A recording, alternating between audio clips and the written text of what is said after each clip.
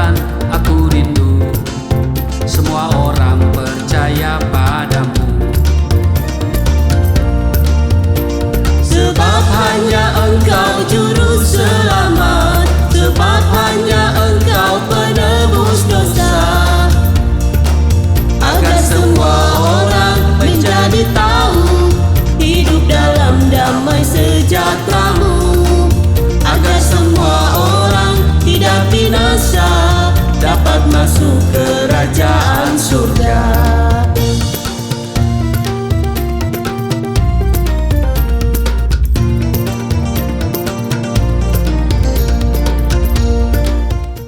Shalom Bapak Ibu, sahabat Galilea yang diberkati oleh Tuhan Yesus. Apa kabar hari ini? Kembali kita siapkan diri untuk bersaat teduh sebelum kita beraktivitas di sepanjang hari ini. Tentu kita datang kepada Tuhan dengan penuh sukacita dan ucapan syukur karena Tuhan baik bagi kita semua. Amin. Dia telah memelihara kita di sepanjang malam dalam istirahat tidur, dan oleh anugerahnya semata-mata saudara dan saya boleh ada di hari ini. Mari kita berdoa. Segala kemuliaan hanya bagi-Mu Bapa, di dalam nama Tuhan Yesus Kristus. Kami datang di hadapan-Mu dengan penuh sukacita, sebab Tuhan adakan bagi kami di hari ini. Tentu kami berterima kasih untuk pemeliharaan-Mu, penjagaan-Mu yang begitu sempurna di sepanjang malam dalam istirahat tidur kami. Dan karena itu kami percaya Engkau telah merancangkan yang baik bagi kami di sepanjang hari ini. Kami hendak meraih semua janji dan berkat yang telah Engkau sediakan bagi kami di hari ini. Namun sebelumnya firman-Mu akan kami baca, yang akan menjadi pelajaran penting, sebab firman-Mu bermanfaat untuk mengajar, menyatakan kesalahan, memperbaiki kelakuan, dan mendidik kami kepada kebenaran.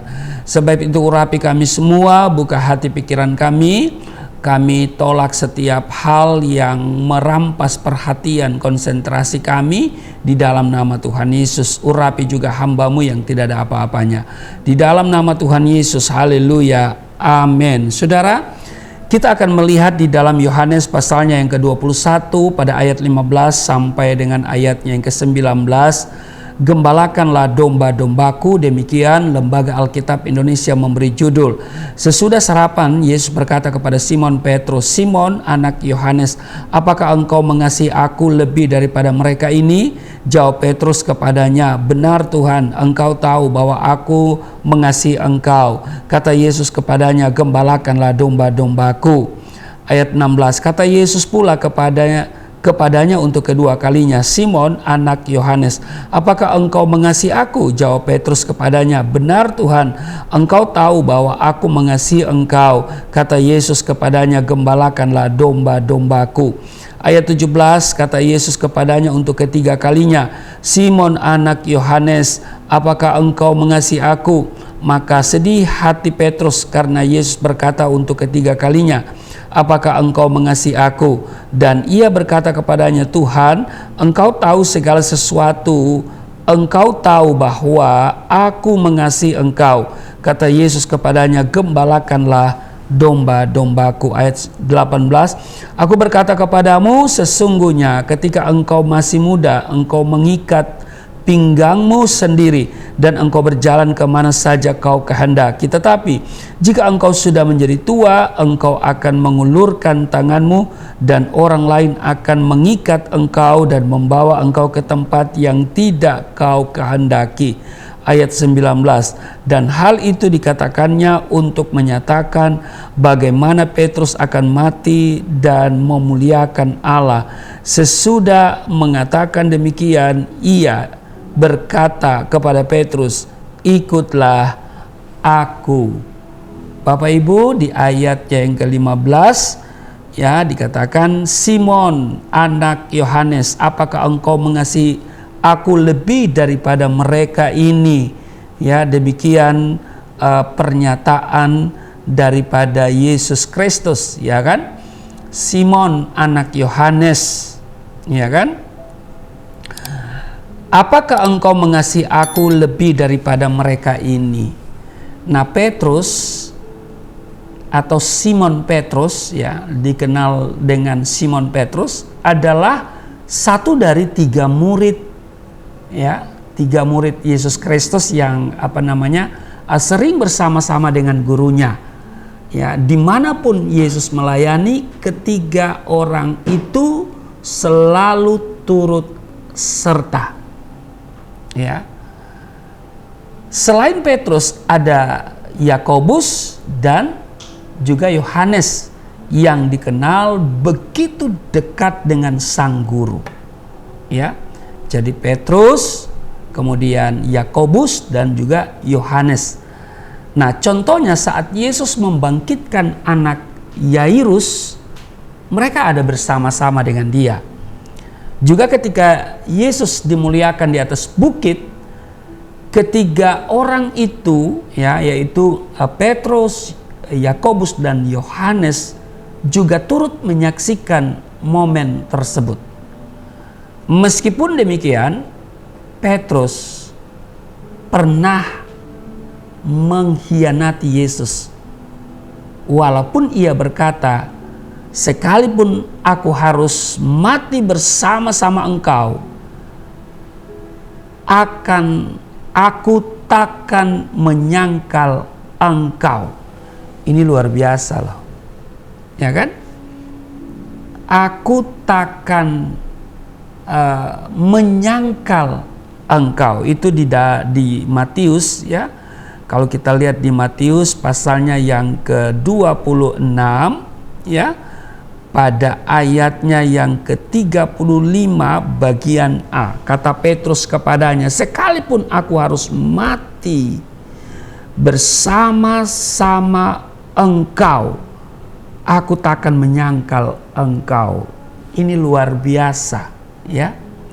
Jadi, ya, Petrus sempat mengatakan demikian.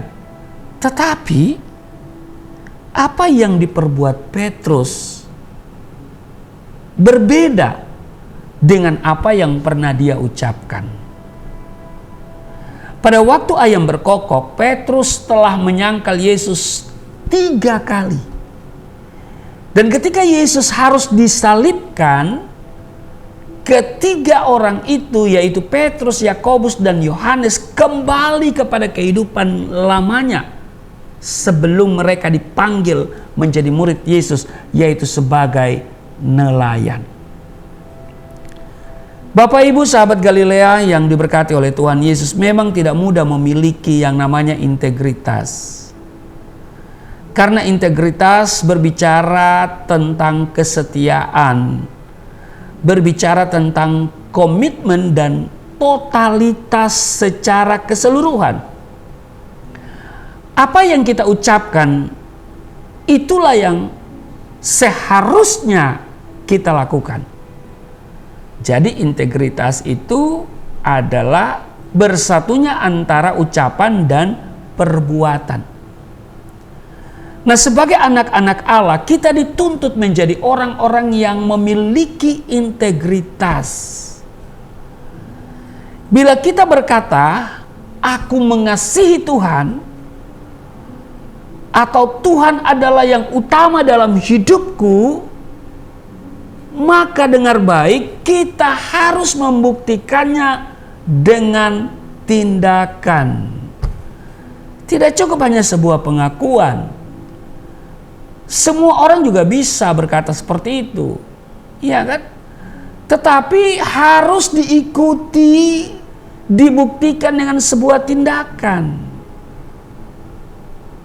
Sejauh mana kita mengasihi dia, dan benarkah ia prioritas utama dalam hidup kita, ini akan terlihat, ya, di dalam kehidupan kita sehari-hari. Nah, jadi kembali lagi bahwa kalau kita berkata bahwa aku mengasihi engkau Tuhan, ada kan lagu begitu, "Aku mengasihi engkau Yesus dengan segenap hatiku, aku mengasihi Engkau Yesus dengan segenap jiwaku. Ku renungkan firman-Mu siang dan malam, ku pegang perintah-Mu dan ku lakukan. Engkau tahu ya Tuhan, tujuan hidupku hanyalah untuk menyenangkan hati-Mu. Jadi sejauh mana ya kita mengasihi Yesus, dan benarkah Yesus itu adalah prioritas utama dalam hidup kita, ini akan terlihat dalam kehidupan kita secara praktis. Karena itu kepada Petrus, ya, meskipun sempat gagal dan tidak punya integritas, Tuhan tetap menunjukkan kasih dan kesabarannya sekalipun dia sudah berkhianat dan menyakiti hati Yesus. Ketika bertemu kembali dengan Petrus, Yesus masih memberinya kesempatan untuk kembali melayaninya. Ditanyakan, apakah Petrus benar-benar mengasihi Tuhan? Bahkan pertanyaan itu Tuhan ulangi sebanyak 3 kali. Akhirnya Petrus tidak menyia-nyiakan kesempatan yang diberikan. Dia merespon panggilan Tuhan, yaitu menjadi penjala jiwa-jiwa. Nah, bila kita pelajari Alkitab, Petrus menjadi orang yang luar biasa bagi Tuhan. Bahwa Petrus rela mati, ya, dan dia mati sebagai martir demi Injil Kristus. Karena itu marilah kita memiliki integritas. Orang-orang Kristen yang memiliki integritas, ya kan? Apa yang kita ucapkan itu sesuai dengan apa yang kita lakukan, bukan menjadi orang munafik.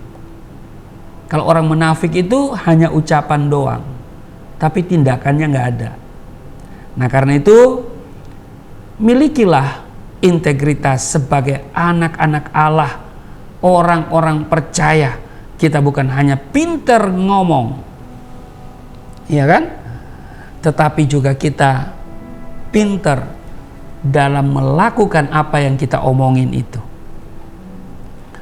Tidak banyak orang Kristen yang memiliki integritas, tapi harus punya integritas supaya orang Kristen benar-benar menjadi garam, menjadi terang, menjadi apalagi menjadi berkat. Amin. Jadilah orang Kristen yang memiliki integritas supaya orang-orang di sekitarmu akan memuliakan Tuhan. Amin. Tuhan Yesus memberkati. Mari kita berdoa. Terima kasih Tuhan untuk hari ini kami diingatkan supaya kami memiliki integritas antara ucapan dan tindakan itu berkesesuaian. Kami bukan menjadi orang munafik, lain di mulut, lain dalam perbuatan. Kiranya Roh Kudus memampukan kami untuk memiliki integritas, sehingga ucapan-ucapan kami adalah ucapan-ucapan yang dapat dipegang oleh orang-orang di sekitar kami. Kami memiliki komitmen, kami memiliki kesetiaan, dan juga kami memiliki sebuah totalitas hidup yang melayani Tuhan Yesus, menyelesaikan amanat agung. Mampukan kami kiranya hari ini kami bisa melangkah dengan kekuatan daripada Tuhan, dan kami mau menjadi seorang Kristen yang memiliki integritas. Mulai hari ini kami akan belajar untuk memiliki integritas. Nama Tuhan dimuliakan dalam seluruh aspek pekerjaan kehidupan kami di hari ini. Berkati semua sahabat Galilea di mana saja mereka berada, yang sakit disembuhkan, yang letih lesu berbeban berat diberikan kelegaan, yang terikat oleh dosa dilepaskan di dalam nama Yesus. Ada pemulihan, kesehatan dipulihkan, rumah tangga dipulihkan, ekonomi dipulihkan di dalam nama Tuhan Yesus. Haleluya, amin.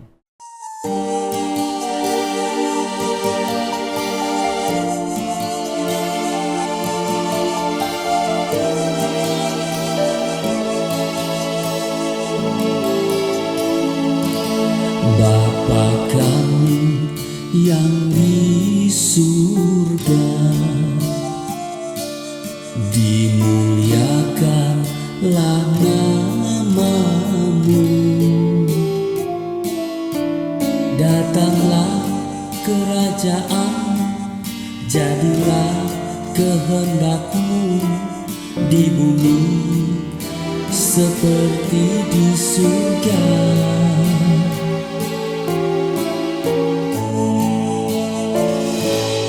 Berikanlah kepada